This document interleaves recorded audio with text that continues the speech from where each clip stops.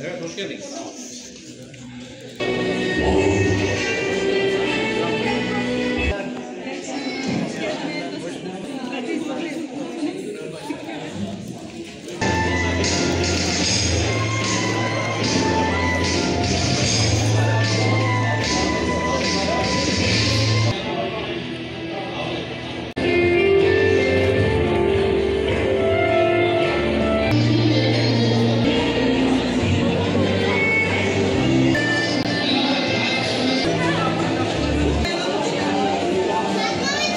Anamur ilçe müftümüz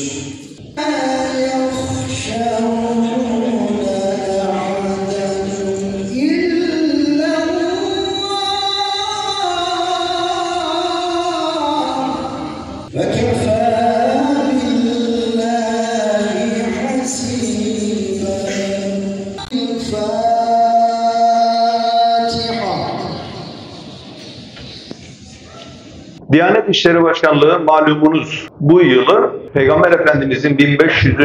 doğum yıl dönümü olması münasebetiyle aile yılıyla birleşik bir şekilde bu yıl Cumhurbaşkanımızın da himayesinde bu yılın tamamında Peygamber Efendimiz'i anlatmayı, onun ahlakını, özellikle aileyle ilgili olan hususlarda daha da vurgulayıcı bir şekilde anlatmayı bir program dahilinde bizlerle inşallah talimat olaraktan gönderdiler müftülüklerimize. Bizler de bu çalışmaları inşallah sizlere aksettirmeye çalışacağız. Peygamber Efendimiz sallallahu aleyhi ve sellemin hayatına baktığımız zaman Medine'ye hicretinin başlangıç aşamasından itibaren ilk yapa geldiği şey bir mescit inşa etmek oldu.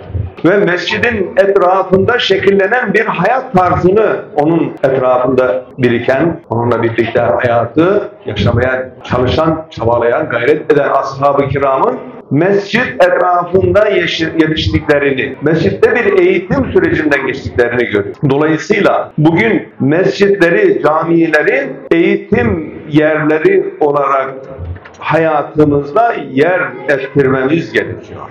İbadet alışkanlığını biz mescitlerde kazanıyoruz, camilerde kazanıyoruz. İbadetin çocukluktan itibaren mescitlerde çocuklarımızın yetiştirilmesiyle birlikte cami cemaatinin oluşması mümkün olabiliyor. İşte bu çerçevede Peygamber Efendimiz sallallahu aleyhi ve sellemin örnekliğinde nice zamanlarda camilerde, mescitlerde buluşarak onun eğitim sürecinden istifade etmeye çalışacağız.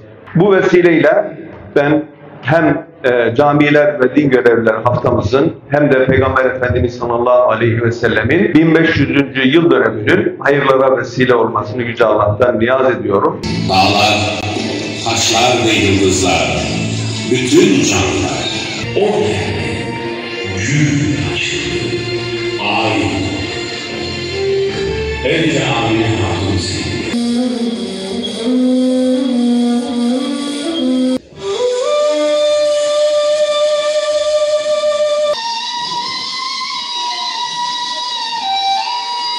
Gazze biliyorsunuz çok ciddi insanlığın artık öldüğü bir yer, artık açlığın, sefaletin, yoksulluğun her türlüsünün yaşandığı bir yer. Aslında Gazze bize göre Müslümanların ayıbıdır, kusurudur aslında. Müslümanlar ümmet olma, Kur'an etrafında ve Peygamber Aleyhisselatü Vesselam Efendimizin sahih sünnetinin etrafında birleşemediğimiz sürece Allah'ın bizden istediği vahdeti temin edemediğimiz sürece Müslümanlar çeşitli coğrafyalarda bu tür imtihanlarla karşı karşıya kalacaktır. Hazreti Peygamber ve aile ne kadar da birbirine yakışan iki kelime, bir tarafta aile, diğer tarafta alemlerin sultanı Hazreti Muhammed.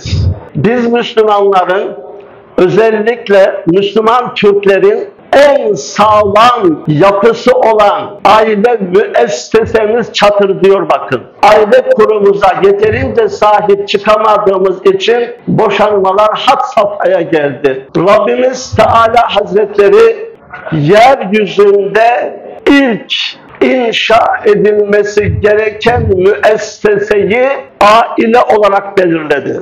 Ve buyurdu ki, Ya Adem üskün ente ve zevcukel cennet. Ey Adem ve sen ve eşin bu cennete yerleşin dedi Allah Teala. Her şeyden yiyip içebilirsiniz. Ancak şu ağaca yaklaşmayın buyurdu. Şeytan azapta gerek görevini yapmaya çalıştı. Adem ve Havva'yı kandırdı. O halde şöyle bir tespitte bulunabiliriz. Şeytanın yıkmaya çalıştığı ilk kurum da ailedir.